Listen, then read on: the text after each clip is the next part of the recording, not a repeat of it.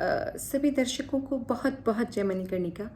आप सब खुशी मना रहे होंगे कि हाल ही में हमारे देश में कुश्ती में पदक आया है।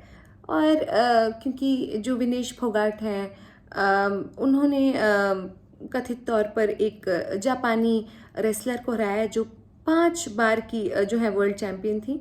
लेकिन मैं इसमें मानती हूँ कि हमारी सरकार को पदक मिलना चाहिए, क्योंकि अगर विनेश फोगाट कुश्ती में माहिर है तो हमारी सरकार भी सुस्ती में माहिर है। तो देखिए कितने सारे स्कैम चल रहे हैं, परीक्षाओं का स्कैम चल रहा है और हमारी जो रेलवे है उसमें आए दिन एक्सीडेंट हो रहे हैं। तो ये इस पूरे मामले पर हमारी सरकार ने जिस तरह की सुस्ती दिखाई है, तो विनेश फोगाट को कुश्ती मेडल की जगह मुझे तो लगता है ओलंपिक जी को हमें सुस्ती मेडल देना चाहिए। तो मैं ओलंपिक जी से दरख्वास्त करती हूँ कि हमारी जो है सरकार को सुस्ती मेडल दे। उसके अलावा मुझे ये भी नहीं लगता है कि उनका पदक जीतना मतलब कोई बहुत बड़ी बात है, क्योंकि उनके तो नाम में ही विन है, विनेश। ऐसे नाम के साथ तो शी हैज़ टू विन। तो अगर उनका नाम हारिस फोगाट होता, उनके नाम में अगर हार होती और फिर वो जीते, तब हम उनको मानते। तो ये कोई बड़ी बात नहीं है, पदक उन्होंने अगर जीत लिया है विनेश नाम के साथ।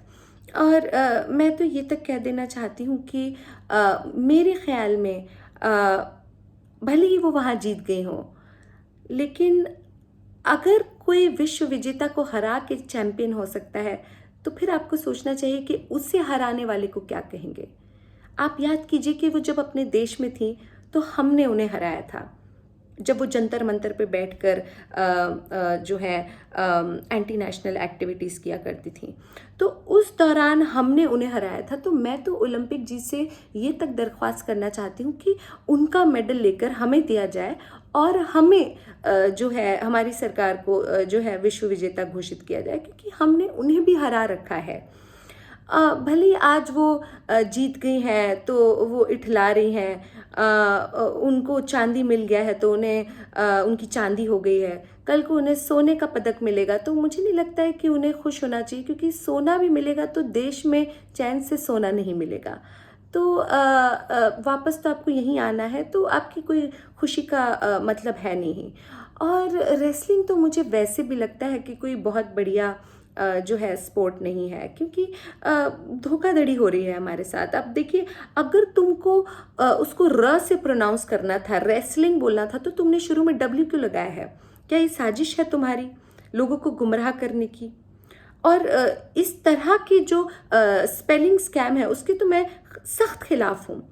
मेरे एक एक्स थे जो नाम उनका री से शुरू होता था, ऋतिक, लेकिन वो एच लगा देते थे शुरू में, ऋतिक बोलने लगते थे। तो ये सब का कोई मतलब नहीं है। तो इस तरह के फालतू स्पोर्ट और इस स्पोर्ट से जुड़े हुए जितने भी लोग हैं, उनसे मैं कह देना चाहती हूँ कि आपकी जीत कोई बहुत मायने नहीं रखती है। असली विजेता हम हैं, जिन्होंने आपको जंतर मंतर पे हराया था। जय मणिकर्णिका दोस्तों।